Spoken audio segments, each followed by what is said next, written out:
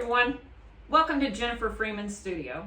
I'm Julie Mazzoni, and we're the two mosaic artists that are working on the Landscape of Dunwoody Mosaic, which is on the Womack Wall, which is at the intersection of Chambly-Dunwoody Road and Womack Road. In Dunwoody, Georgia. Right. The total mosaic is going to be about 161 square feet. I believe it's about 35 feet wide, and it varies from 3 feet in height to 5 feet. It's not an exact rectangle.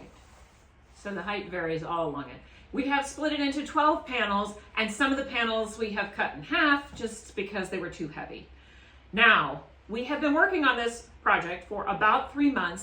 We were hoping to be halfway through at this point, and we have just gotten together today, shared our panels, swapped some out, and found out that we are actually more on track than we thought. We're a little bit ahead of schedule, which is great because we have the holidays coming up. Right. So let me show you where we're at. So starting on the left here, we've got panels 1, 2, 3, 4, and the N is on 5.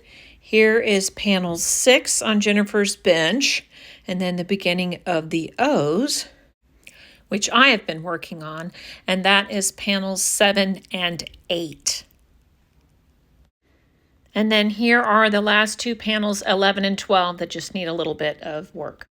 I wanted to focus a little bit on the materials that we have chosen, the shapes we have chosen to cut the pieces in, and the way we've chosen to lay the pieces, or the andamento of this piece. The piece is called Landscape of Dunwoody.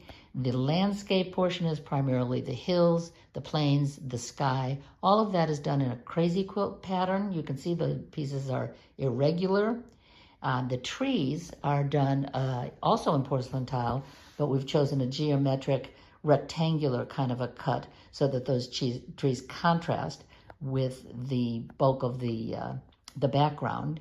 And then for the letters, we have chosen to use stained glass, again for contrast, and those pieces are cut in squares and rectangles and laid in such a way that we hope that they really pop from the background.